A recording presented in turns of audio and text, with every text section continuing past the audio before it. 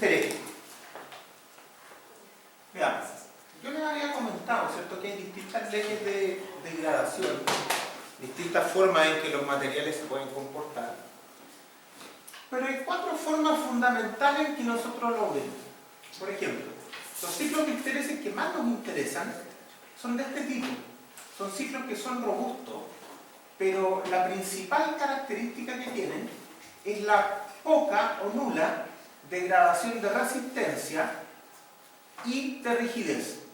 En general, las cosas van degradando rigidez, ¿ya? Pero ojalá no degraden resistencia. Cuando hay una caída en la resistencia, eso es peligroso. Normalmente una caída del orden del 20% de la resistencia significa falla a efectos de cualquier análisis estructural un poco más sofisticado, ¿ya? Hay otros ciclos, otras formas de ciclar, que se parecen más a esto, en que ustedes ven que no hay degradación aquí de resistencia, pero sí hay degradación de rigidez. Eso en líneas generales es lo que uno alcanza, ya sea con esas formas o con estas formas, pero normalmente uno puede alcanzar ese tipo de cosas, ¿ya? Degradaciones de rigidez no tan fuertes, no tan importantes, pero sí degradaciones de resistencia. Esto se genera bastante en los elementos de hormigón armado que están bien armaditos, ¿cierto? Los muros en flexo-compresión con cabeza confinada, las vigas con extremos confinados. Uno genera este tipo de ciclos sin mayor problema. Ahora, estos ciclos son un problema, ¿ya? Cuando tenemos degradación de rigidez y de resistencia. Como les digo, la degradación de rigidez es bastante normal en la realidad, no es algo que uno pueda evitar demasiado, pero la degradación de resistencia es peligrosa, ¿ya? Quédense con la idea del número mágico, cosas que degradan más del 20% ya están absolutamente fuera de lo que uno puede aceptar como comportamiento, ¿ya? Y bueno, cuando algo pandea, en realidad no nos sirve directamente. El hormigón armado no tiene problemas de pandeo en líneas generales. ¿Ya? Es raro que una columna de hormigón armado vaya a pandear, eso no pasa, ¿ya? Lo que sí puede pasar es que un muro muy delgado pandee, eso sí pasa, ¿ya? Pero hoy por hoy, en que los muros ya tienen que cumplir un poco más de requisitos más exigentes, ya los muros de flexo-compresión sobre todo, es muy raro que volvamos a ver alguna vez, sería muy raro que volvamos a ver alguna vez un problema de pandeo, pero durante el 27F hubo problemas de pandeo en algunos muros, ¿ya? El otro material que por defecto pandea, el acero. El acero en general, nosotros sabemos que tiene varios límites para definir su resistencia y su estado último. Uno de ellos es el pandeo. Otro, y no está tan desligado, es la fluencia. Nosotros lo que vamos a necesitar acá es que los elementos de acero que vayan a disipar energía, que vayan a salir del rango elástico, que plastifiquen y que generen deformaciones grandes, giros grandes, sean capaces de generar esas deformaciones sin pandear o, mejor dicho, posponiendo el pandeo. En líneas generales, uno no puede evitar el pandeo de placas, ¿cierto? Todos los elementos de acero están formados de placas. Uno no puede evitar el pandeo, lo que puede hacer es posponerlo, ¿ya? Para generarlo de deformaciones muy grandes. Cuando uno dice, oye, no, es que estos elementos son compactos, por lo tanto no va a pandear y va a fluir primero. Sí, está perfecto, fluye primero. Pero eso no significa que no vaya a haber finalmente una falla por pandeo. Al final, con el ciclaje y sobre todo con ciclos inelásticos, las planchas de acero van a pandear. Pero mientras las razones ancho-espesor sean exigentes, ¿cierto? Sean planchas gruesecitas, entonces ese pandeo se va a posponer mucho y el elemento va a poder ciclar mucho, que es lo que andamos buscando. Ahora, otro tipo de elementos, los que no son parte de los fusibles, evidentemente no deben salir del rango elástico y eso significa que no pueden alcanzar niveles de pandeo elástico común. ¿Ya? Por ejemplo, columnas de acero nunca van a estar dentro del fusible primario que uno puede aceptar en ninguna estructuración. Por lo tanto, una columna pandeando no es algo que uno espera encontrar en la vida real. Sigamos con los conceptos. Voy a leer algunos a ver si tengo algún comentario que hacerse. Los terremotos son eventos de baja probabilidad de ocurrencia. Sí, claro, ya lo mismo. pero sus consecuencias pueden ser tremendas en términos de destrucción. Por este motivo, el diseño de estructuras sismoresistentes presenta particularidades que lo distinguen de otro tipo de acciones de carga gravitatoria o viento. Hay un tema con el terremoto, ¿cierto? Y el terremoto de diseño, como es tan grande y viene poco, normalmente hace que uno piense que está muy protegido. Y eso no necesariamente es así. Como les he comentado otras veces, nosotros trabajamos con lo que se llama confiabilidad estructural, que es un número, básicamente. Es un análisis probabilístico que nos entrega un número que es el nivel de confiabilidad. Y eso viene de todos los otros números que usamos como datos y que están medidos. Entonces, muchas veces, ¿cierto? En la práctica uno se encuentra con clientes que dicen, pero si no se ha caído, entonces está bien. Ya, eso es en realidad una lógica demasiado básica como para discutirla incluso, pero hay un tema ahí, y es que nosotros tenemos que entender un poco mejor que estas cosas no se trata de caerse o no caerse, se trata de un tema de confiabilidad. En realidad, para los niveles que nosotros estamos diseñando, en las estructuras industriales principalmente, estamos buscando continuidad de operación, estamos buscando que los procesos puedan continuar de manera simple, de manera fácil, con reparaciones mínimas, después de un evento suficientemente severo. Entonces, en realidad, el que la estructura falle o no falle, se caiga o no, está fuera de la mesa hace rato. No es un nivel de diseño aceptable que algo se pueda caer.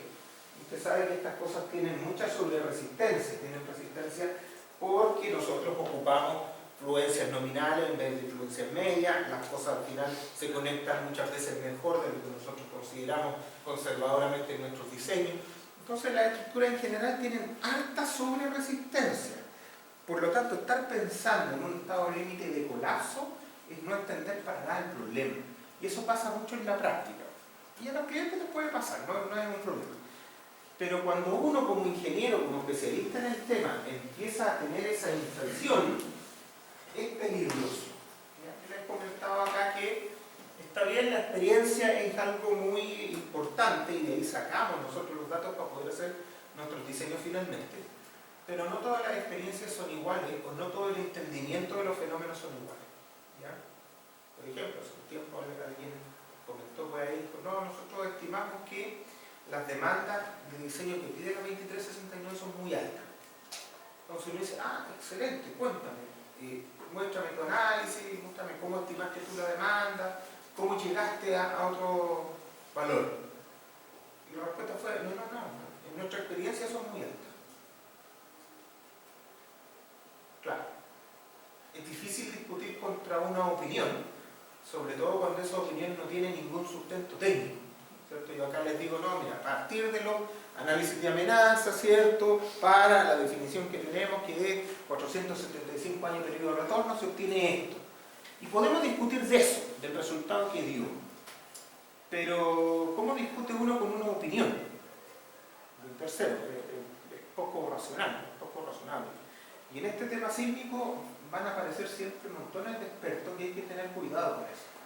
¿Cierto? De repente por ahí aparece un geógrafo en la tele, ahí hablando de los sismos, que los ingleses no lo explicamos mucho, pero hay que también graduar ese tipo de cosas.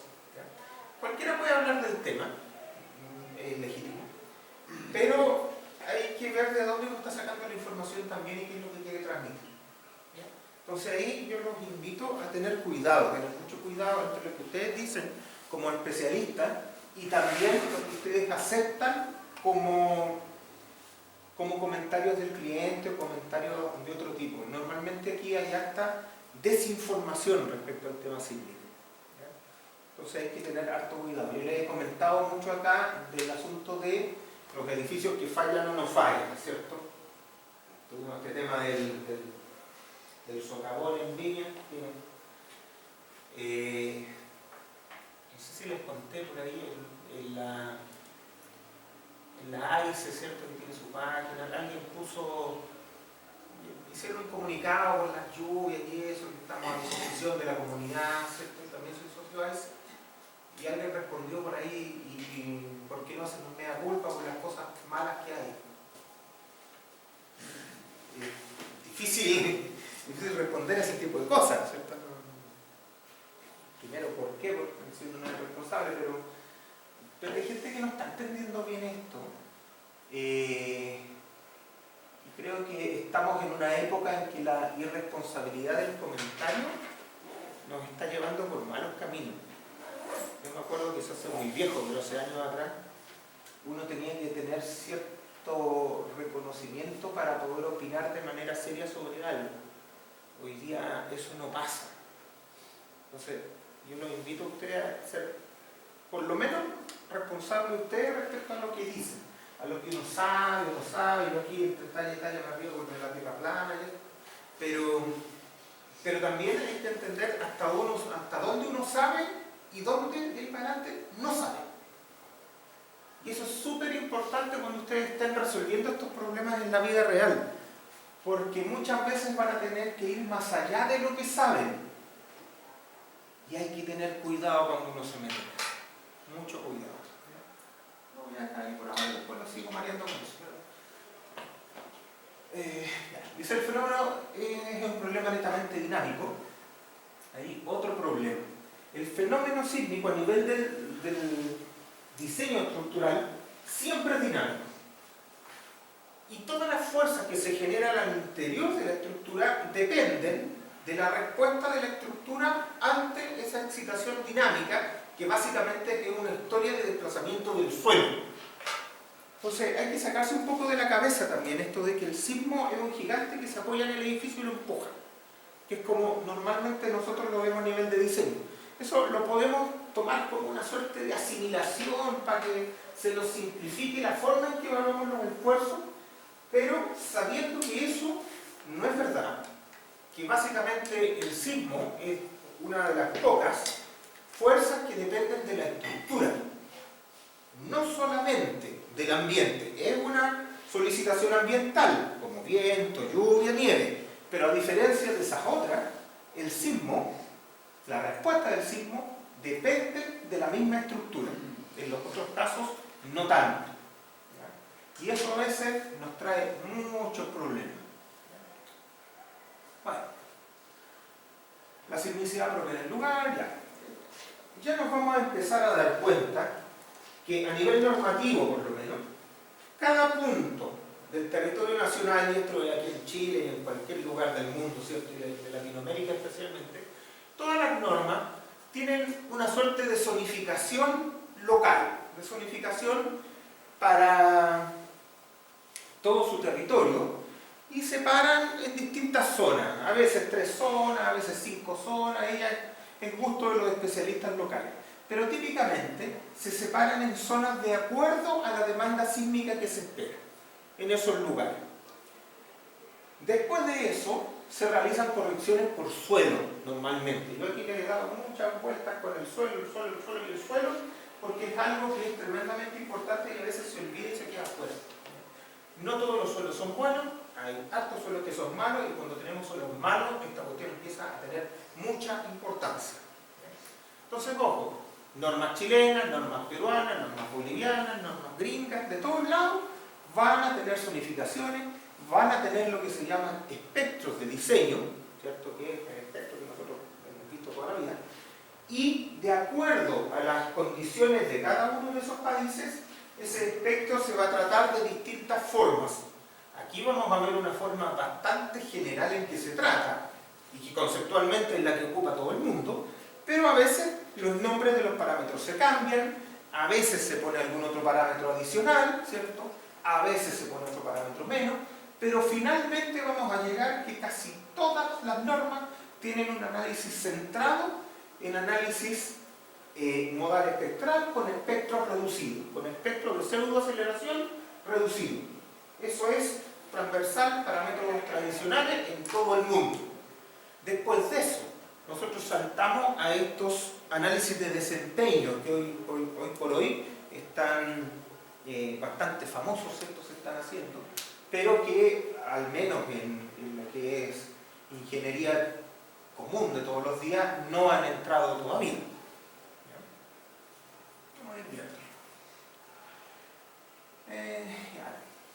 Espectros de diseño. No confundirse más entre los espectros de respuesta y los espectros de diseño, que también es un tema de lenguaje que nosotros tenemos que empezar a manejar. Todo aquello que tiene nombre en un código debe referirse por ese nombre y no necesitamos inventarle otro. Lo mismo que cuando calculamos, ¿cierto? Usamos la norma, no sé, la 427.1, 427.2, cualquier cosa, las variables tienen nombre. Tenemos que usar esos nombres de aquí para adelante porque es un tema legal. No tiene usted que inventarle nombres a las variables, ni inventarle letras, ni nada de eso.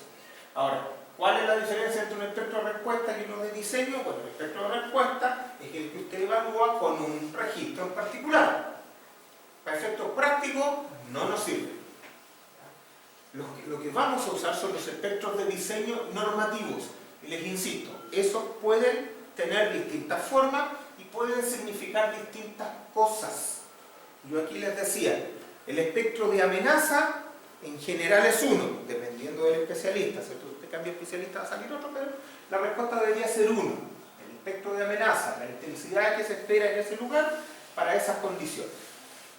El espectro de diseño, normalmente, es tomar ese espectro de amenaza, aplicarle algunos criterios de diseño y transformarlo en otra cosa que es lo que yo voy a usar para las estructuras que me importen.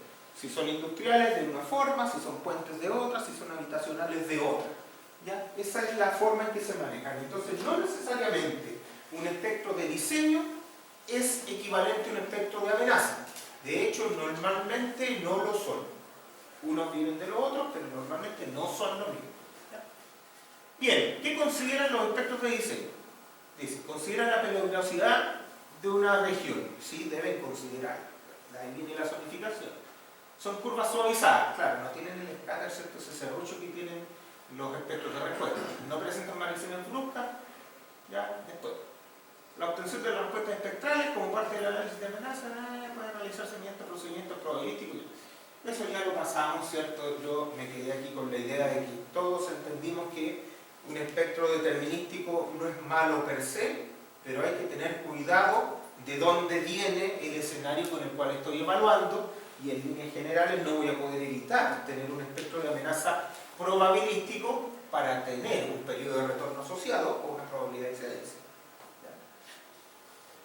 Bien, esto lo puse en otro color, así que no voy a leer. Dice, es muy importante aclarar que las aceleraciones específicas mediante los espectros de diseño de los códigos no representan necesariamente los máximos que podrían ocurrir en esa zona o región. Claro, sino un nivel de solicitación que se considera aceptable para el diseño. Esto es lo que hablábamos en su momento con la probabilidad de excedencia o el percentil 84 en el caso del análisis determinístico, ¿cierto? La aplicación de las especificaciones reglamentarias busca asegurar que la estructura presente una adecuada utilidad para evitar el colapso ante ocurrencia de un sismo severo. Ya.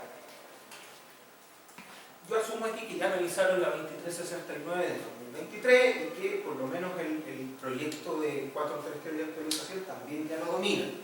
Si no, léanlo porque es importante. ¿Qué tenemos en esos códigos? Nosotros aquí en Chile diseñamos esas estructuras de manera distinta. Las estructuras industriales las diseñamos para continuidad de operación, las habitacionales las diseñamos para seguridad de vida, pero eso no necesariamente significa que finalmente se porten así. Hay algo que hay que tener súper claro sobre el método de diseño tradicional. El método de diseño tradicional evita hacer los análisis tiempo-historia que yo les he mostrado, tanto lineal como no lineal. El objetivo de ese método es simplificar el diseño lo más que se pueda, a niveles en que cualquiera lo pueda hacer con un software de oficina tranquilamente. Entonces, cuando nosotros tomamos nuestras normas nacionales o de cualquier otro lado y usamos los requisitos, tenemos un checklist, unas cosas que tiene que cumplir el diseño. Si nosotros cumplimos todo eso, lo que nos ofrecen los códigos es que esa estructura se va a portar de una cierta forma. Esa es la venta que hacen los códigos. Y, dado que el código me, entre comillas, garantiza, porque ninguno garantiza nada, me dice que al cumplir los requisitos la estructura se va a portar de la manera adecuada que a mí me interesa, entonces se evita el evaluar de manera explícita el comportamiento de esa estructura mediante análisis no lineales los más sofisticados, que son caros. Esa es la gracia de los códigos de diseño con el diseño tradicional. Eso es lo que entrega. Ahora, hay que decir que no necesariamente estructuras que no cumplan los requisitos prescriptivos, este checklist, van a funcionar mal. Y no todas las estructuras que cumplan todos los requisitos van a funcionar exactamente como yo creo que van a funcionar. ¿Ya? Al cumplir este checklist, lo que yo tengo es una muy buena probabilidad de que las cosas estén bien, pero no es garantía. Las normas llegan hasta ahí. Si usted quiere saber si la estructura realmente ofrece aquello que usted necesita, tiene que hacer análisis más sofisticados, ¿ya? Que normalmente están fuera de lo que se hace en las oficinas, pero es posible hacerlos, ¿ya? No hay que cerrarse tampoco a eso. Estructuras más complejas, o en el caso de estructuras existentes, ya hay que hacer análisis un poquito más complejos. Por ejemplo, estos análisis tiempo-historia o análisis de desempeño. Ya las estructuras existentes son todo un tema que lo vamos a ver en este curso, pero sepa que los requisitos aplicables a estructuras nuevas no necesariamente son aplicables a estructuras existentes. ¿Qué es el diseño por capacidad? Eso. ¿Cuál es la gracia del diseño por capacidad? ¿Ya? Esto lo inventaron los neozelandeses, ¿cierto? Colin, Priestley y Park, hace mucho tiempo. Y la idea es buena, la idea es súper buena. En el fondo ellos dicen, mire, usted tiene una estructuración donde tenemos fusibles conocidos. Por ejemplo, marco arrastrado concéntrico. ¿Cuál es el fusible designado? No es pregunta retórica. ¿Cuál? Las diagonales sísmicas, ¿cierto? Los fusibles, ¿cierto?, de un marco arrastrado concéntrico son las diagonales. Nosotros queremos que las diagonales fluyan en tracción y pandeen de manera estable en compresión, generando tres rótulas plásticas que permitan salir del plano. ¿Ya? Son las diagonales y ninguna otra cosa. El acoplamiento, ¿cierto?, el puntal de acoplamiento y las vigas y las columnas deben permanecer elásticas a todo esto. Bien. Entonces, ¿cómo diseño yo las diagonales? Si son el fusible. Ya empezamos a entender que vamos a tener que diseñarla para cargas que son menores que las elásticas estimadas o las elásticas probables para que fallen. El objetivo es que fallen. Y cuando fallen, empiecen a disipar energía y también cuando fallen, acoten la carga en otros elementos. Ese es el objetivo del diseño tradicional. Elijo qué falla, cómo falla, y también determino lo que no falla, que es la parte que siempre se nos olvida cuando estamos en la oficina y hay que entregar los planos el viernes. Entonces, ojo, para la oficina hay que llegar pensadito. No hay que ponerse ahí a pensar porque le van a echar. Entonces, tenemos las diagonales. Las diagonales las diseño para cargas sísmicas reducidas. Obviemos un poco el R si es grande, si es chico, lo que sea, pero para cargas reducidas. Vamos a tomar la respuesta elástica, la vamos a dividir por 4, por 5, por 6, por lo que sea. Entonces estas van a tener menos resistencia. Bueno, si tienen menos resistencia, la probabilidad de que colapsen cuando venga un sismo severo empieza a crecer. Bien, falla, colapsa. Si esto colapsa entonces, colapsa con la carga que sea que llegue, yo tengo más o menos claro cuál va a ser entonces la carga que le puede llegar a columnas, ¿cierto?, y al puntal de acople, debido a que el colapso de estas diagonales genera la carga máxima que le pueden llegar a estos otros elementos que no van a salir de la diagonal. Entonces, si yo sé, yo una vez que elegí la diagonal, y ojo con esto, una vez que elegí la diagonal, yo ya puedo saber cuál es la carga que le llega a las columnas cuando estas cosas colapsen. Y entonces puedo decir, voy a diseñar la columna y la viga ya no para la carga sísmica del análisis modal espectral, voy a diseñarla para la carga máxima, que está dependiente del fusible que yo mismo elegí. Eso es el diseño por capacidad. Así de simple. En el caso de un marco de momento, ¿cierto? Vamos a hacer un marco de momento de 2 pisos para que sea fácil. De 2 pisos. ¿Cuáles son los fusibles de un marco de momento?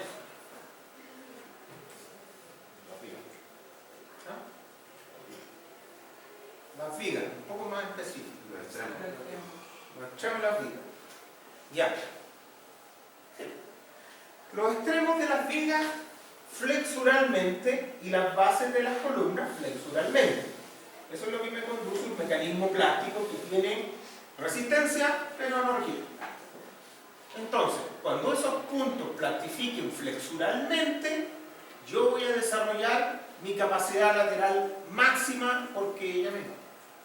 Entonces, yo voy a diseñar esos puntos, ¿cierto? Normalmente no, pero voy a diseñar esos puntos con carga reducida. Bien, excelente. Cuando ya tengo esa carga reducida, ¿cierto? Valido la viga y de acuerdo a la viga que yo elegí, entonces ya sé cuál es la carga que va a llegar a la columna. Porque depende de la viga y depende de la falla en la viga. Y entonces yo pongo una columna que sea capaz de soportar a esa viga. Fíjense en la diferencia del concepto. Pongo elementos que sean capaces de soportar a los fusibles, no a soportar el sismo. Es distinto el concepto. Los fusibles los elijo según el sismo. Pero después me doy cuenta que el resto de la estructura tiene que soportar al fusible. Ese es el concepto del diseño por capacidad. Y la verdad es que conceptualmente no tiene más y es bastante evidente y es difícil de discutirlo. Parece bien obvio. Parece tontamente simple. Y esas son las cosas que le gustan a uno, que sean fáciles. Entonces, claro, uno dice, ya, vamos al detalle. Elegí esta viga. Esta viga la elegí con el sismo. O sea, la elegí con el SA elástico dividido por 9. Ya, así definí esa viga. Ya. Y la definí como quise. Y ahí puse la viga. Entonces ahora la columna, ¿qué le interesa? ¿Cierto? Si aíslo un poco la columna, voy a ver una columna así, y en ese nivel va a haber una carga que viene de arriba, que no conozco, pero a lo mejor la puedo determinar, y va a haber la carga que le pasa la viga, que será una carga vertical que viene por corte gravitacional, será un momento también. Y si la columna es capaz de resistir estas cosas, entonces estamos bien, pues la columna no va a fallar. Entonces, ¿qué digo? Yo diseñé la viga para este nivel, pero ahora, ¿qué le pido a la columna? ¿Qué es este M? Este MU que viene de la viga y que va para la columna, será por lo menos, ¿cierto? ¿Cuánto? ¿A cuánto va a fallar la viga? A un momento nominal. En general, uno ocupa un momento que es el momento allí inesperado por lo menos. Claro, porque aquí ya me olvido un poco de las cargas de diseño. A mí me interesa, para validar la columna, me interesa la carga más real que le puede llegar a la columna. Ya no tiene que ver esto con carga reducida. Entonces, lo primero es decir, ¿conozco yo cuál es la carga flexural que le llega a la columna? Puedo conocerla. Si conozco el acero, yo sé que esto va a llegar a un momento flexural de fluencia que ya es mayor que el MY normal, es el Z por el FY. Pero nosotros sabemos que ese FY es la fluencia nominal del acero, no es la media. De hecho, es un percentil bastante bajo con el que uno trabaja porque necesita análisis suficientemente conservadores cuando va a asignar resistencia. Pero ahora necesito saber ya no cuál es la resistencia disponible, sino que necesito saber cuál es la carga máxima que voy a entregar con ese elemento. Ahora voy en otra dirección. Entonces aquí yo necesitaría un valor más confiable. Lo que hacemos básicamente es usar la fluencia efectiva, que es el FY por el RI. El RI es el factor de sobrefluencia que me lleva de la fluencia nominal a la fluencia media. Claro, cuando Cuando el acero tiene baja dispersión, ese RI es bajo. Pero cuando el acero tiene alta dispersión, ese RI empieza a subir. En un acero A36, por ejemplo, que es el más común de todos estos elementos posibles, ¿cierto? Esto puede ser, en planchas anda por 1,3 y en perfiles laminados anda por 1,5. Para que no sea problema, lo podemos simplificar en acero A36 por 1,5, ¿cierto? Porque después no vaya a ser que el cliente nos diga, ya no voy a usar plancha, voy a usar laminado y entonces todo está malo y no le van a pagar para eso. Entonces, ya, tenemos eso. Bien. Entonces, si este es el momento máximo que le puede llegar a la columna, ya tengo esto bastante avanzado. Pero ojo que aquí faltan algunas cosas, porque ya estoy diciendo que puede llegar a fluir. ¿Podrá llegar a la rotura?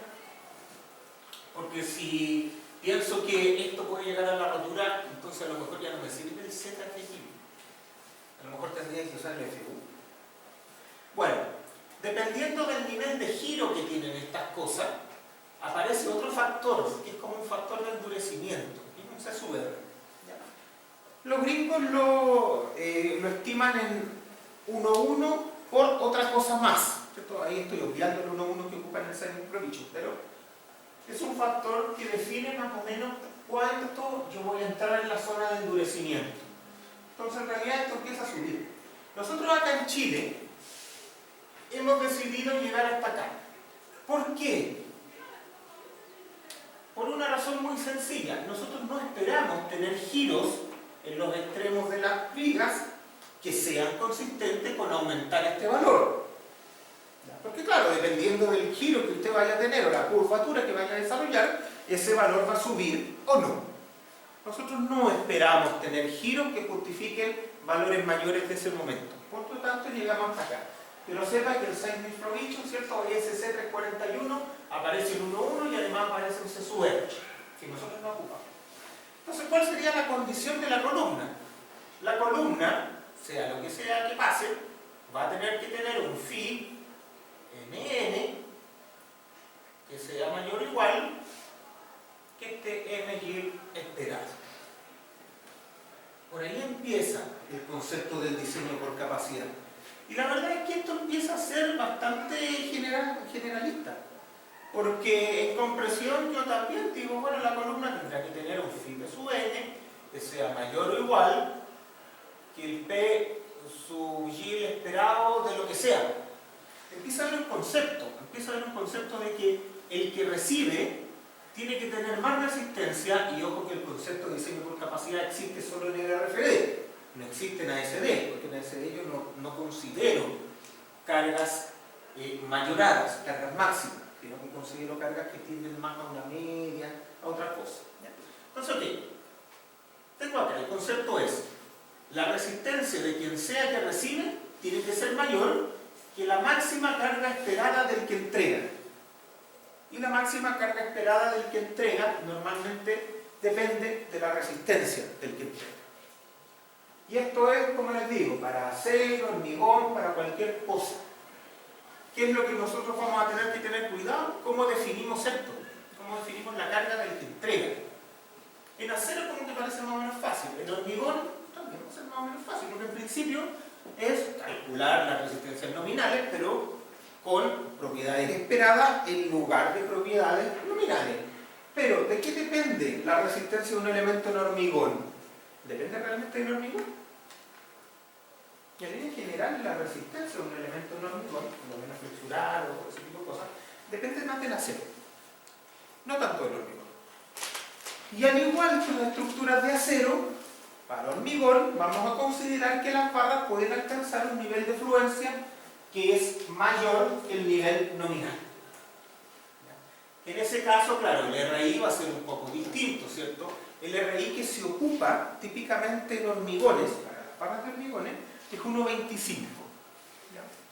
Entonces uno trabajará con una fluencia ya no de 4,2, sino de 4,2 por 1,25. También hay un tema de endurecimiento, pero ahí lo dejamos absolutamente fuera. Entonces uno dice, ok, tendré que volver a resolver el equilibrio, ¿cierto? Y entonces tendré que calcular un MNE esperado, lo tendré que calcular con el RI FI. Pero la verdad es que el MN esperado se parece mucho a RI veces el MN tradicional. ¿Ya? Se parece bastante. O sea, decir, como toda la resistencia del momento del hormigón armado viene en realidad del acero, el usar un acero de mejor resistencia es casi lineal en la resistencia que obtengo acá. Entonces, desde ese punto de vista, esta cosa es muy fácil. Como concepto tengo que entender algunas cosas. Tengo que entender que el concepto existe solo en el RFD, a pesar que después yo lo pueda, mediante una equivalencia, llevar a ASD, porque en nuestro código lo llevamos a ASD, porque todo el mundo acá diseña en ASD, esa es la razón. Pero el concepto existe solo en el RFD. Ahora, como concepto, bueno, ¿cierto? Yo digo, mira, defino el fusible y después con el fusible definido, defino lo que no es fusible. Escucha, fácil, consistente, bueno, ¿funciona? Que sería la pregunta importante. No siempre. ¿Y por qué no funciona? ¿Cuándo no funciona? No funciona cuando los R son muy chicos. Claro, porque si yo tengo un R grande, un R de 10, perfecto. La carga que me sale acá, ¿cierto? Define la viga, después yo hago que la viga plastifique, tengo la columna, y cuando venga el sismo va a mover esta cuestión, va a plastificar la viga, esa carga va a estar acotada, va a llegar a la columna y todos son felices. Pero cuando yo uso R chicos, pasa un fenómeno. Y es que, ya, yo definí esto más débil. Bien. Ahora calculo la carga máxima, la carga de capacidad que le va a pasar a la columna. Bien. ¿Pero cuál es el máximo que le puede llegar a la columna? Hay otro estimador máximo.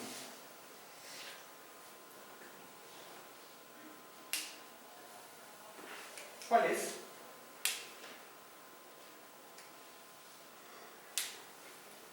¿Cuál es? Los que están mirando Netflix. ¿No? Bueno, nosotros partimos en el curso de diseño sismo resistente diciendo que el sismo era importante, así que la carga es sísmica. ¿Ya?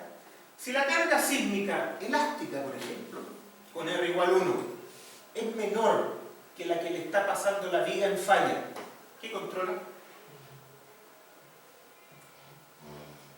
La carga sísmica, o sea, la máxima. Si yo tengo un espectro que no reduje, entonces tengo la carga máxima elástica que puede llegar a la columna. Ahora, ¿por qué se da esto? Porque fíjense, yo defino la viga con una resistencia menor. Está bien, pero esa es la resistencia. Y después la carga que mete es notablemente mayor. La resistencia de diseño, en el RFD, por ejemplo, miremos esto mismo, en el RFD, ¿cuál era la resistencia flexural de la viga? Era flexural, ¿cuál es la flexural? El Z por el F, no. Eso. Y tenemos que minorarlo por un phi. Entonces, esta es la resistencia flexural. Pero la carga que yo voy a meter allá es esta. Es ZFI RI. O sea, por lo menos es RI partido en phi veces más grande. O sea, si el factor de utilización era 1 a 1, era 1. Entonces, esta carga que yo le estoy metiendo a la columna es RI partido en phi, que debe ser como 1,6, 1,7, más o menos, veces más grande que con la que yo diseñé la viga. O sea, si a la viga yo la diseñé pidiéndole 100, la viga ahora yo reconozco que le mete como 170 a la columna. ¿Qué gasto más? Gasto más. Y que está bien, porque es la carga que le va a meter cuando falle. El punto es que como ese tramo es tan grande, entre 100 y 170, yo tengo la posibilidad que a lo mejor el sismo en condición elástica a la columna le mete 150. Y entonces si el sismo elástico le mete 150, lo que tiene que resistir la columna es 150. Este es el problema que se genera cuando yo uso R pequeños. El diseño por capacidad es muy bueno, es muy consistente cuando yo tengo R grandes, estructuras como edificios. Pero cuando yo tengo estructuras con R pequeño, estructuras que están diseñadas para control de daño, ¿cierto? Como son las estructuras industriales, el diseño por capacidad no siempre es aplicable por un tema práctico. ¿Ya? No siempre. Por ejemplo, si aquí tenemos que la carga es 100 para definir la viga, pero usted es tonto y deja esa viga trabajando al 10%, no sé si eso va a pasar, se lo aseguro, al 10%. Y entonces ahora usted va a tratar de poner una columna para que resista esa viga que usted eligió de manera muy mala. ¿Qué culpa tiene la columna? Claro, estas cosas funcionan cuando uno presupone que la gente es racional. Y hemos visto, por experiencia, y voy a hablar solo de la parte de ingeniería sismorresistente para no expandir nada más, que eso no siempre es así. No toda la gente resuelve esto como uno pensaría que se puede resolver. Ustedes cuando salgan a calcular van a encontrar diagonales trabajando al 10%, 20%. ¿Por qué, diría alguien? Para que no pandeen. ¿Qué es lo que hemos hablado todo el rato acá? ¿Cuál es la idea de las diagonales? Que pandeen. Ya, qué bueno. Vamos bien. Vamos en la dirección correcta. Bueno, hay mucha gente que las pone para que no pandeen.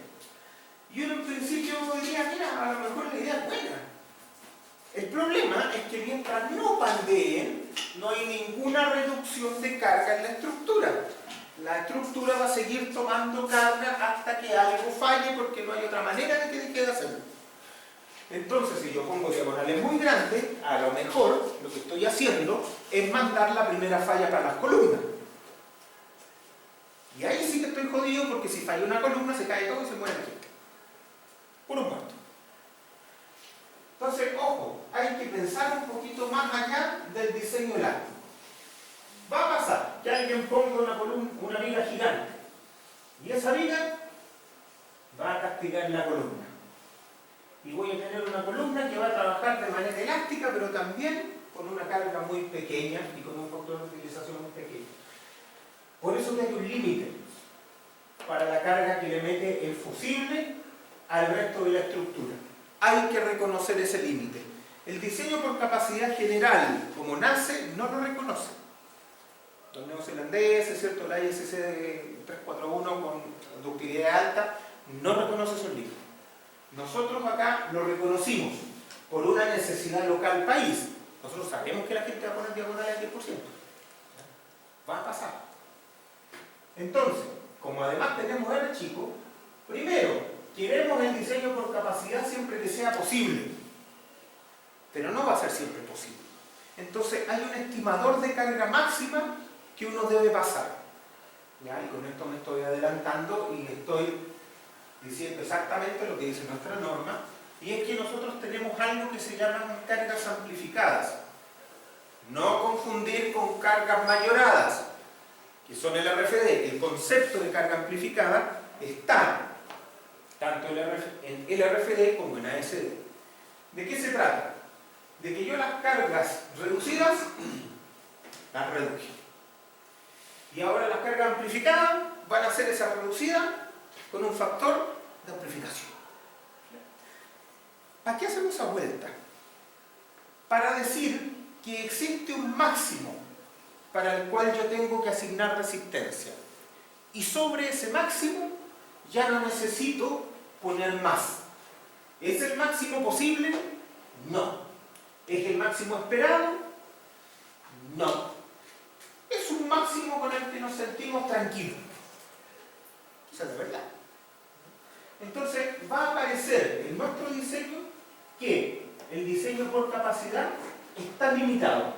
por la carga máxima que le podría llegar a la columna o cualquier elemento que no es fusible. Normalmente ese máximo van a ser las cargas amplificadas. ¿Por qué es tan importante ese máximo para nosotros? Porque en nuestro diseño de día a día industrial, ese máximo se activa, y se activa casi siempre.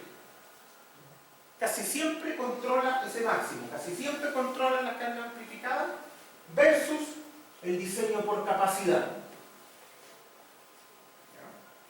¿Qué significa eso? ¿Que entonces los fusibles no van a fallar? Podría ser. Podría ser que alguien puso un fusible tan grande acá que no va a fallar. Pero tampoco requiere poner una columna entonces para la capacidad de algo que no va a fallar. Y eso lo reconoce el diseño. Ese es el objetivo. Ahora, si uno puso un fusible, que sí, lo puso ajustadito para que falle, pero aún así le controló la carga amplificada, bueno, lo más probable es que no sé si es lo más probable, pero lo que podría pasar es que ese fusible, a pesar de que tiene menos resistencia, no hay una probabilidad tan grande de que falle. O podría fallar, pero no necesariamente meterle el nivel de carga que uno esperaba a la columna. Y eso conduce a diseños más equilibrados, diseños que sí se pueden hacer. ¿Ya? Yo les digo, el diseño por capacidad como concepto no es más que esto, es el fusible. Lo elijo libremente, yo veo que voy a poner ahí. En mi decisión, qué tan malo, qué tan bueno va a ser el fusible. Si pongo uno malo, las cosas se complican, si pongo uno bueno, las cosas funcionan. Pero, después yo diseño lo demás para la carga que hace colapsar ese fusible, la resistencia esperada del fusible. Suena perfecto, suena bonito y es la idea. Pero con R chico no funciona. Con R grande sí funciona y entonces ahí todos contentos, todos diseñan por capacidad y estamos felices. Pero con R chicos no. Y nuestros R de estructuras industriales son relativamente chicos. Porque queremos control de daño, control de deformaciones. ¿Ya? Insisto, queremos continuidad de operación, que es algo que es diferente al life safety. Cuidado con estas cosas.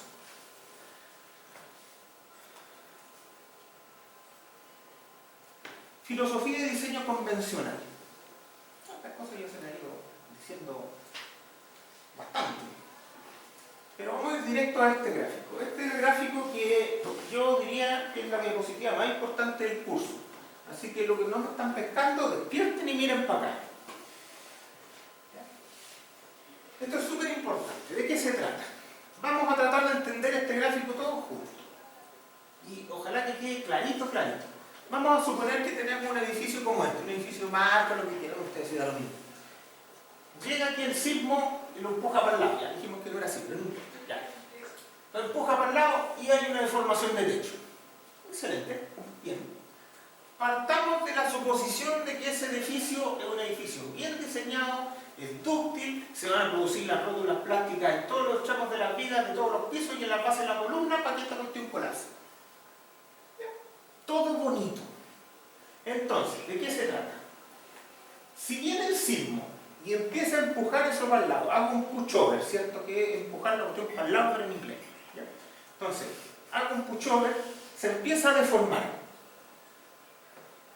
Si no sale del rango elástico, si tiene una resistencia muy grande y no sale del rango elástico al nivel de deformación lateral que yo le imponga, eso se va a cortar como la línea verde. Hasta arriba, ¿cierto? Claro, el lineal elástico tiene que ser así. Entonces, va a ir del origen hasta allá. Bien, excelente.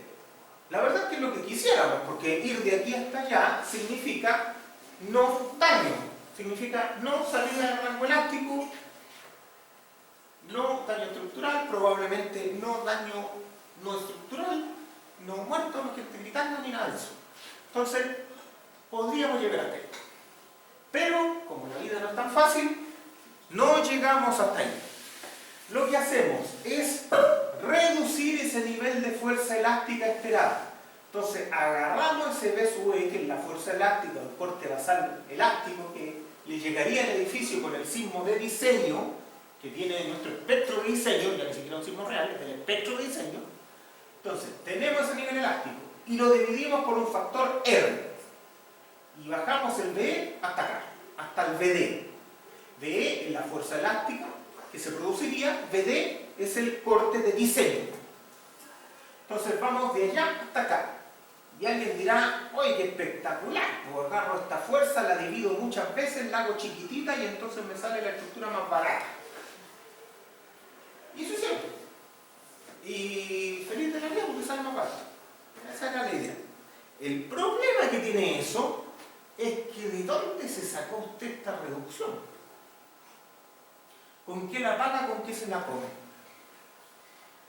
Está complejo. ¿Por qué yo voy a tener el derecho a agarrar la fuerza que el sismo da de manera elástica y dividirla por un factor R y asignarle a la estructura esa resistencia, B, en lugar de esa resistencia? ¿Por qué podría ser algo que en principio parece tan irracional? Bueno, lo que se propone es que ahora yo empiezo a empujar la estructura de verdad, la que diseñé con este nivel de fuerza. Y la diseñé cumpliendo todos los requisitos adicionales para proveerle ductilidad, que son detallamiento dúctil. Bien, entonces empiezo a empujar la cuestión para el lado, pero me doy cuenta que no llega hasta allá, sino que la primera salida del rango elástico se produce acá. ¿Qué será eso? Bueno, será la primera rótula práctica en un extremo de una viga del primer piso, que son las que más giran. Entonces ahí, y pierdo rigidez. Y se produce otra, y pierdo rigidez. Y se produce otra más arriba, y pierdo rigidez. Y cada vez que se produce una rótula plástica, yo voy perdiendo rigidez. Y esta cosa se va poniendo horizontal. Alguien dirá, ya, pero nunca se va a poner negativo. Bueno, depende. Si estoy usando rigidez geométrica también, para deformaciones laterales grandes sí tengo rigidez negativa. De hecho, la rigidez geométrica siempre es negativa. Lo que pasa es que al montarla sobre la rigidez elástica, el término final es positivo. Pero cuando la rigidez elástica llega a cero, entonces el término de rigidez geométrica negativo empieza a pesar y por eso me salen rigideces negativas acá. Pero de todas maneras, nadie quiere estar acá. Así que no llegamos. Pero, ¿cuál es el asunto? La estructura tenía ganas de irse por ahí, pero no pudo. Empezó a plastificar y se vino por acá. Y aquí uno reconoce ciertas cosas. Reconoce el primero. Ya, el nivel de diseño no es la fuerza que la estructura puede desarrollar. Eso está claro. La fuerza que la estructura puede desarrollar es esta. Es la fuerza de fluencia generalizada de la estructura, que es más grande que el B sub T. ¿Cómo llegamos hasta acá? Bueno, la distancia de acá hasta acá se llama omega 0, que es lo que se conoce como factor de sobreresistencia en terminología internacional. ¿Ya? Es el factor de sobreresistencia, que básicamente me dice cuánto más arriba yo puedo llegar en resistencia versus el nivel de diseño. Esta cuestión puede ser chica, grande, dependiendo de la estructuración. ¿Ya? Pero lo importante es que esta es el nivel de carga que yo sí voy a poder desarrollar en la estructura. O sea, básicamente este nivel no me sirve ni para saber cuál es la fuerza lateral, no es nada. Esta es solo una fuerza de diseño. ¿Ya? Y después, yo me doy cuenta que esta cosa sigue para acá, sigue para acá, sigue para acá. Y mientras tenga capacidad de deformación, a lo mejor el problema no es tan malo. Porque el sismo no entra por acá, el sismo entra por acá. Entra por los desplazamientos, entra por los desplazamientos, no entra por las fuerzas. Las fuerzas son una consecuencia del desplazamiento que yo le estoy imponiendo al sismo. Por lo tanto, si yo soy capaz de proveerle una capacidad de deformación lateral suficientemente grande como para que el sismo pueda pasar y esta cosa sobreviva, entonces eso es aceptable, eso es razonable. Ahora, ojo, no es lo mismo incursionar hasta ese nivel que incursionar hasta ese nivel, ¿cierto? Un sismo que me llegue hasta aquí hace mucho menos daño que un sismo que me llegó hasta acá. Probablemente acá la estructura no ha colapsado, pero hay que demolerla después del sismo. ¿Ya? Entonces también ahí tiene que ver con hasta dónde llego.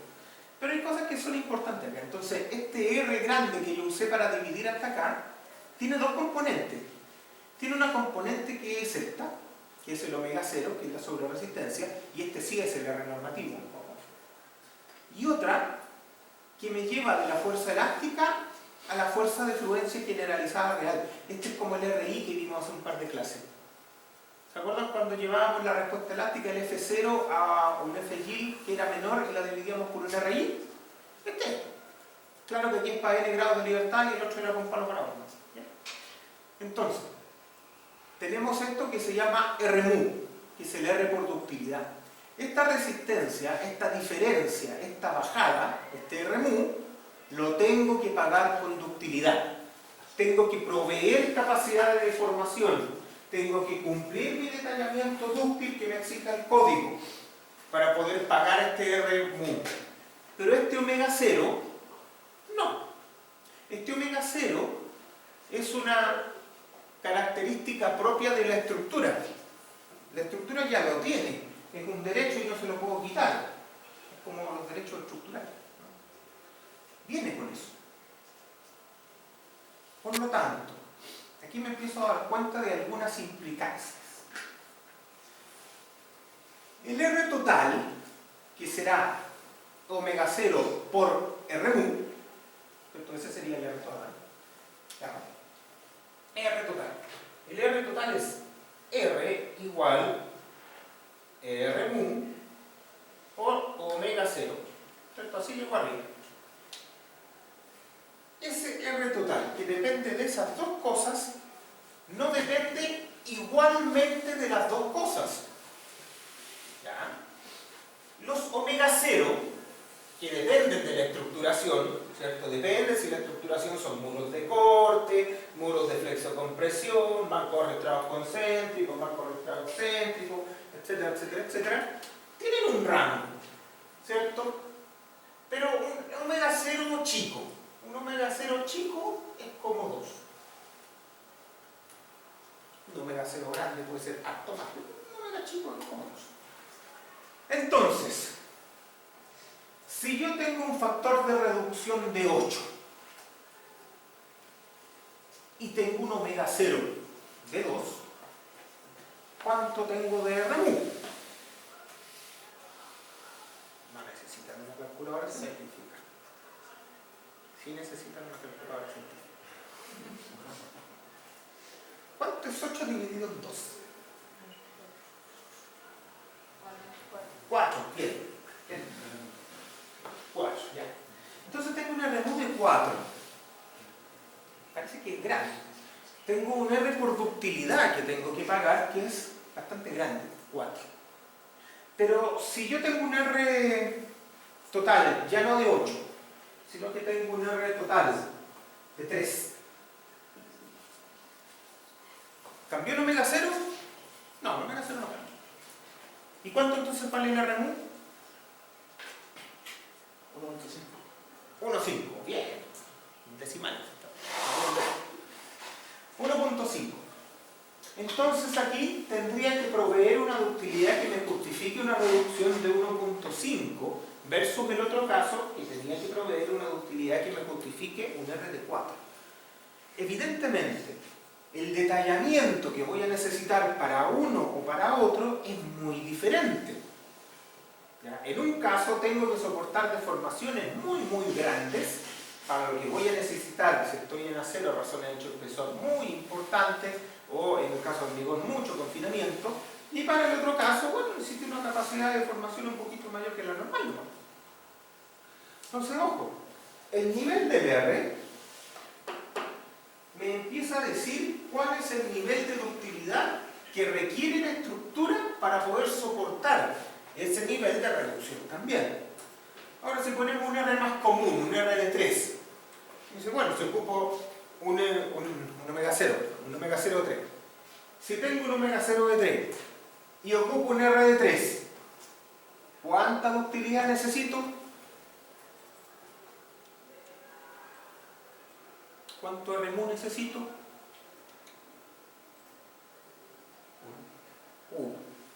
1. O sea, no necesito nada.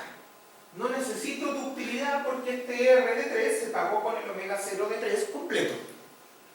O sea, a pesar de que la estructura yo no le provea ductilidad, puedo tener derecho a ocupar una reducción, siempre y cuando esa reducción no dependa de la incursión inelástica generalizada. Y eso es lo que las normas reconocen, y que es súper importante. R pequeños se pagan mucho con la sobreresistencia natural de los sistemas. R grandes requieren detallamiento de ductilidad para poder generar esas deformaciones laterales estables sin colapsar. ¿Ya? Entonces, ojo con eso. Cuando vemos, oye, es que la norma dice, habitacional dice que use R8 para los edificios habitacionales y la norma industrial dice que use R4 para la estructuración, porque una quiere una cosa y la otra quiere otra. Un R4 está pagado mucho con sobreresistencia y requiere asignar poca ductilidad. Ahora, requiere asignar poca ductilidad porque también espera usar poca ductilidad porque quiere que la estructura no entre mucho en el rango inelástico. Entonces se trata de proveer el nivel de ductilidad que yo espero usar. Ese es el concepto. ¿Ya? Entonces siempre el detallamiento para proveer ductilidad tiene que estar asociado al nivel de ductilidad que yo espero usar. Y este concepto, que es tan obvio, se nos pierde muchas veces. Se nos pierde. Por ejemplo, de repente uno encuentra por ahí criterios de diseño para estructuras de proyectos importantes y dicen: ocupe el detallamiento de máxima ductilidad que define AISC 341 en esta estructura, pero diseñelas con R2. Y no se lo invento porque esa cuestión está en criterios de diseño de centrales termoeléctricas y cosas así. Entonces, ¿qué pasa ahí? Como dice, ya, con el R2 yo estoy diciendo que no voy a entrar de ninguna manera en el rango plástico. No quiero, es una declaración de principio. Pero viene el otro caballero y dice: no, pero por si acaso póngale máximo. Y uno dirá: bueno, puedo tener lo mejor de ambos mundos. Puedo decir, le proveo la máxima utilidad, pero al mismo tiempo hago que no la pueda ocupar. No funciona. Porque las cosas tienen cierto rango. Las cosas funcionan dentro del rango en el cual fueron pensadas para que funcionen. Si usted ocupa un R grande, va a poder tener elementos chicos. Esos elementos chicos los va a poder dotar de ductilidad suficiente con detallamiento dúctil. Si usted usa un R chico, va a tener elementos grandes, y esos elementos grandes no los va a poder dotar de ductilidad. Ese es el problema, que yo no puedo usar detallamiento de alta ductilidad en elementos grandes porque fueron diseñados para elementos más chicos. Es mezclar peras con manzanas. Entonces, ojo, la ductilidad va para un lado, la sobreresistencia va para el otro. Usted puede elegir la que quiera. Por ejemplo, acá en Chile dependemos mucho más de la sobreresistencia que de la ductilidad. Los gringos son más buenos para la ductilidad. De ahí viene que muchas veces la gente diga: no, que los gringos hacen puro chip y esa cuestión está mal. No está mal, es una elección. Usted puede usar un R más grande o más chico siempre y cuando después vea con quién lo paga. Es una decisión. Otra cosa es que se les caigan las cosas y después de cada terremoto hay que subir la demanda. ¿Ya? Pero ese es un tema secundario. Es válido depender de la ductilidad. Ahora acá dependemos más de la sobreresistencia. Y eso tampoco es una decisión antojadiza. Es una decisión que tiene que ver, como lo veíamos en algunas clases, con cómo funciona Chile y cómo funciona la sismicidad chilena. En Estados Unidos, cuando viene un sismo fuerte, ¿cierto?, en California, y le pega alguna central de energía, bueno, usted tiene 49 estados más para que provean la energía que le falta a California. Acá en Chile, cuando tiembla fuerte, tiembla en toda la zona central. Tiembla en un tercio del país. Si a usted le falla una central de energía, lo más probable es que le fallen todas. Tenemos entonces que tomar decisiones que son más locales. Y esto es casi para todo el nivel de Latinoamérica. O sea, esto no tiene que ver con chilenos, argentinos, peruanos, bolivianos y todo lo demás. Sino que tiene que ver con cuál es la realidad de su país. ¿Su país se puede comer la reconstrucción de todas estas cosas? No. Bien. Entonces es más razonable irse por el lado de la sobreresistencia y el daño controlado. ¿Le va a salir más caro una estructura? Sí. ¿Cuánto más caro? No sé, pero poco. Darle, en líneas generales, darle el doble de la resistencia lateral a una estructura, podría ser que la estructura le cueste un 20% más. Porque no todos los elementos son sismorresistentes, para empezar. Y el problema no es lineal. Entonces, claro, cuando uno dice, oye, le doy el doble de la resistencia por un 20% más, a lo mejor yo diría, ¿sabes qué? Sí, no. Claro, no siempre uno puede pagar un 20% más, pero si usted compara ese 20% más con las pérdidas por lucro cesante, paradas de planta, reconstrucción de casa, de infraestructura, de lo que sea, en cualquier país latinoamericano, nos vamos a dar cuenta que el negocio es redondo cuando usted invierte un poquito más en la estructura original con más resistencia. Y es obvio, es evidente. Si no me cree, lo voy a calcular, puedo calcular los costos. Pero eso tiene que ver harto con políticas de Estado, de cómo yo resuelvo el problema. ¿Ya?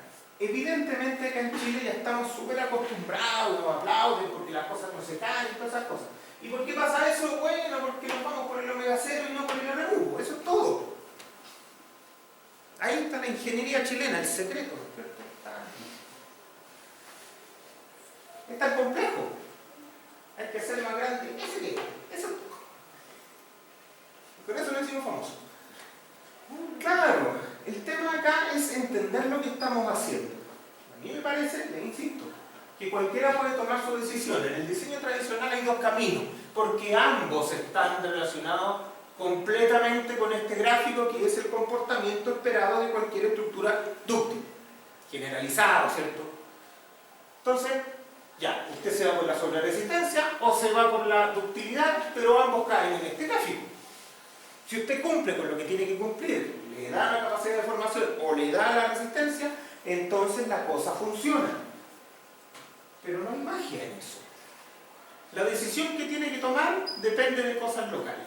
Es cierto que los gringos van más por la ductilidad, pero van por la ductilidad en cosas que son también habitacionales, edificios de oficina. En cosas industriales no van por la ductilidad. Y se ha dicho hasta el cansancio que las estructuras no tienen, que los gringos no tienen normas para estructuras industriales, que Chile es el único país del mundo que tiene una tremenda norma industrial. Y también es mentira. Parece que todo es mentira. No, lo que pasa es que hay que leer el AC7 completo, no por parte. ¿Ya? El AC7 tiene un capítulo que es para building y otro capítulo que es para non-building. ¿Qué creen ustedes que son los non-building? Los que no son edificios. Por lo tanto, ahí están todas las estructuras industriales. Y las cubre perfectamente.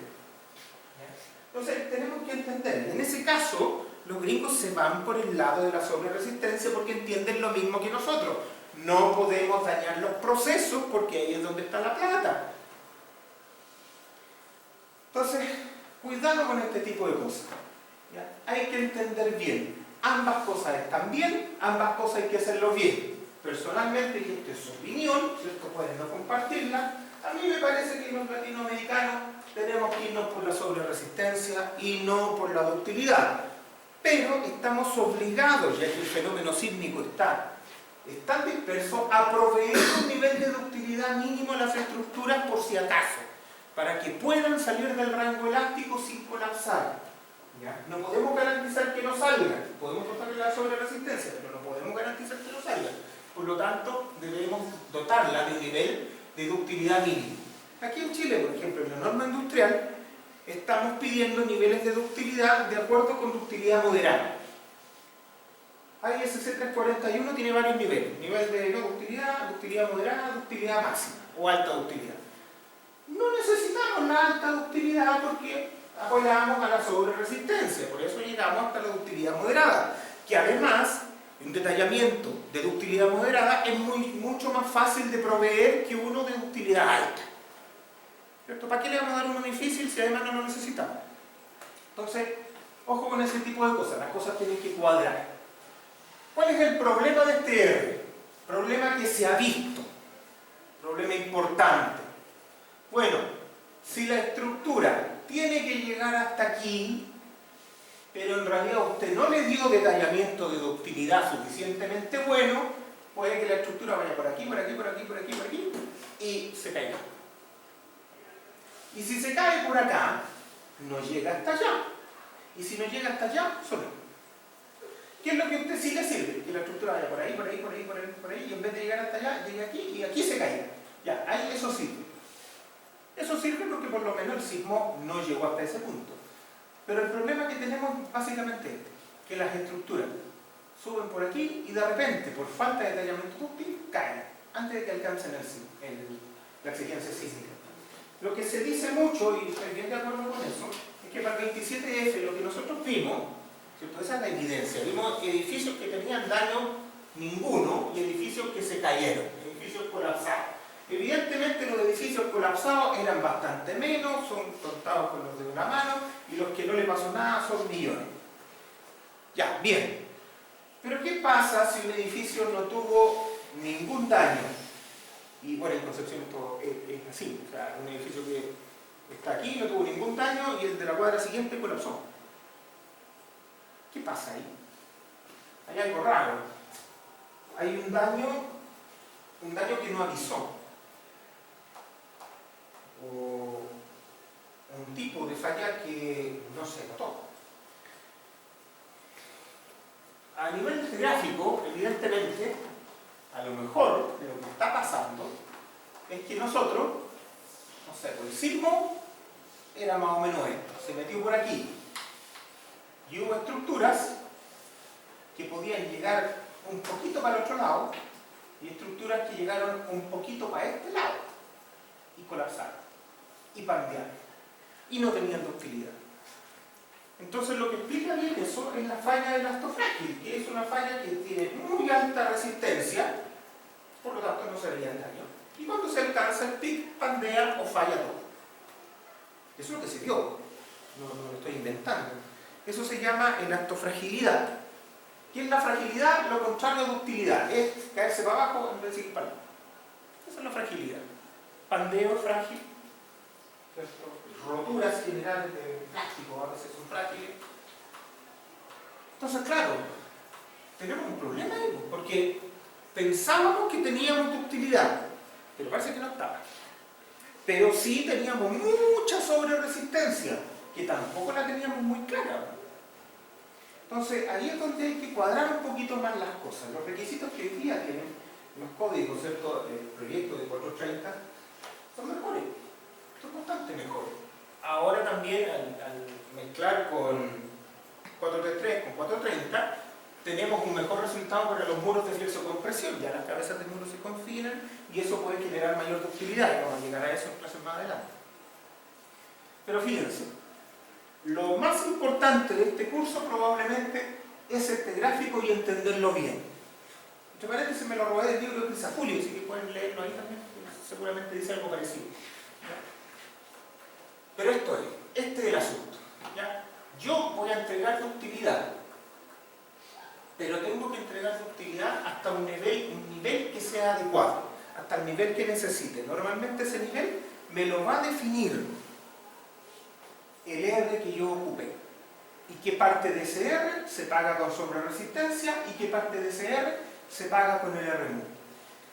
Hay normas en el mundo que tienen tabulado el RMU, el R, el omega 0 y el C sub D. No le hablé del C sub D, le voy a hablar del C sub D. ¿De qué se trata? Cuando yo quiero ver las deformaciones de esto, ¿voy a ver las deformaciones aquí? Obvio que no, pues estas deformaciones no existen. O sea, el único punto que claramente no existe es este, ¿cierto? Yo agarré este, lo dividí por R y llego acá. Lo multiplico con omega 0, llego para acá y me doy vuelta. Pero lo único claro es que este punto no existe. Es la única carga que yo no espero que se produzca, porque la voy a usar únicamente para definir fusibles. Entonces, este punto de acá no existe, nunca existió y la idea es que nunca exista. Ya, Entonces, ¿yo voy a controlar las deformaciones en este punto? No. ¿Dónde tengo que controlarlas? Donde yo creo que se puedan dar. O sea, necesito un estimador de deformación realista de eso. ¿Cuál es el estimador? Me dice, la ISC o el AC7, me dice, agarra esta deformación y multiplícala por un factor C sub D. Y ese C sub D te va a llevar a la deformación que yo sí espero que se produzca bajo esas condiciones. Ya, en Chile nosotros decimos el C sub D tómalo igual al R, que básicamente nos dice, entonces salte de ahí, acá, a ese punto. Y tiene toda la lógica del mundo también. Dice, oiga, la estructura inelástica se le va a deformar lo mismo que se le deformaría a una elástica. Y eso es bastante bueno y bastante conservador con lo que yo les comentaba hace unas clases. Bastante conservador es lo que se ve en la realidad, que cuando uno tiene una estructura de alta ductilidad se deforma menos que la elástica equivalente. Y cuando uno tiene una de baja ductilidad se deforma lo mismo. O sea, en realidad un C sub D aproximado por un R, por ese R, es bueno. Pero el ISC o AC7 le tabula el C sub D con los omega 0 y con los R, y típicamente el C sub D es a lo más R. Normalmente es más chico. Ahora, la forma de definir de manera teórica y bien hecha este R, omega 0 y C sub D es a través de los procedimientos que establece el FEMA P695. ¿Ya?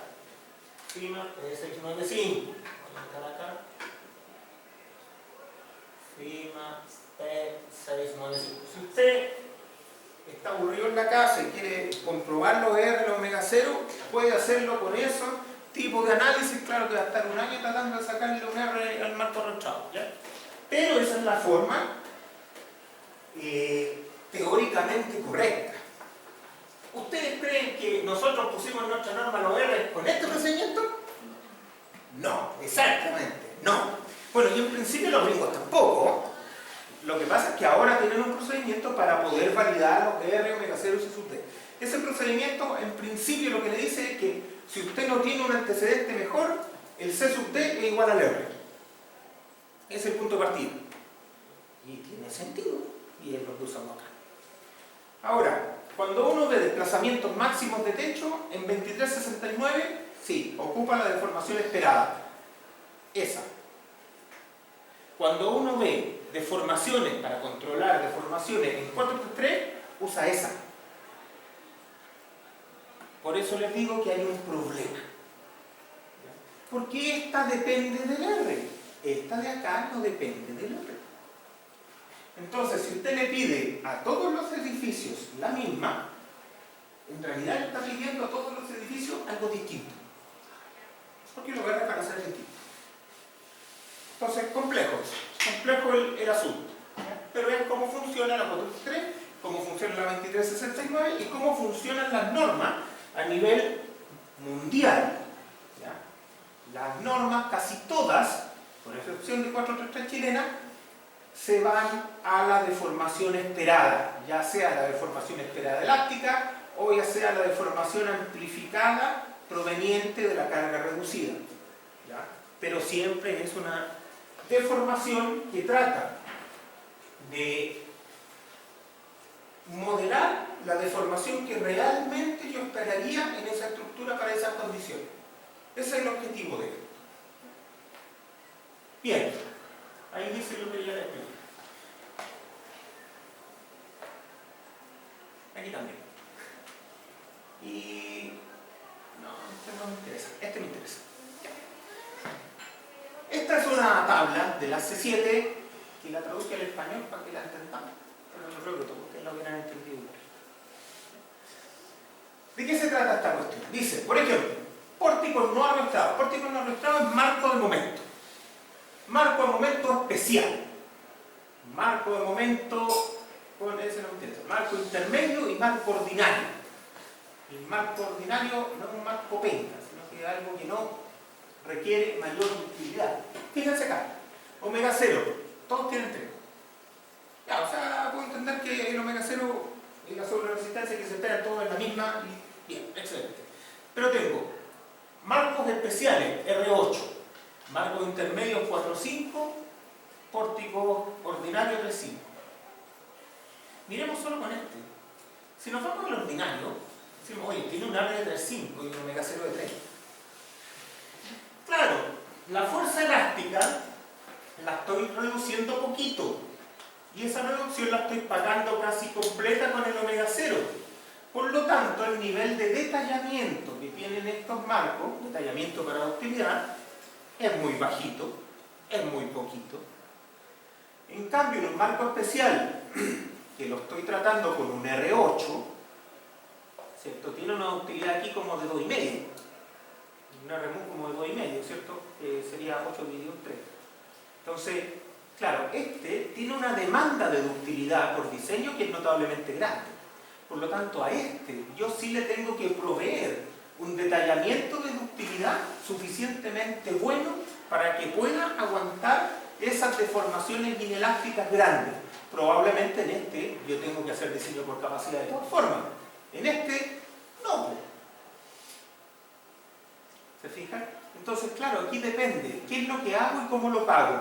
Alguien dirá, ah, pero me conviene usar este porque reduzco las cargas 8 veces, entonces me sale una estructura mucho más barata. No, no es tan así. Hay que mirarlo. Muchas veces este marco no sale mucho más caro que ese, por el detallamiento de ductilidad que se requiere. El detallamiento de ductilidad a veces me hace cambiar los elementos.